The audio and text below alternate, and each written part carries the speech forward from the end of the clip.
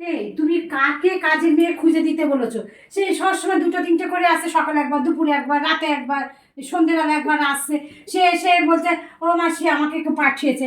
এবার এসে ঘর মোছা বলছি, বাসন মাজা আর কাচা, এইটা বলছি, দেখে শুনে সব দেখালাম যে জানলা মুছতে হবে, এই মুছতে হবে, দেখে শুনে বলছে 5,000 দাও, কেউ বলছে 6,000 দাও, কেউ বলছে আমি লাঠি দিয়ে মুছবো, কেউ বলছে আমি বেসিনে বাসন মাজবো, আমি ওই নিচে গিয়ে মুছবো না। এ তো মাথা খারাপ করে দিচ্ছে।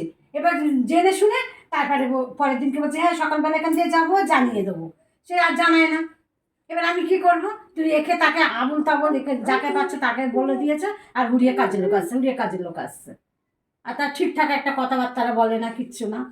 আসছে, কেউ বলছে 5,000, কেউ বলছে 6,000 টাকা কি ইনকাম করতে হয় না? এইটুকু মেয়ে করবে তাই এত টাকা চাইছি। বারণ করে দেবে ওকে যে আমাদের কাজের লোক লাগবে না, আমরা নিজেরাই করে নেবো।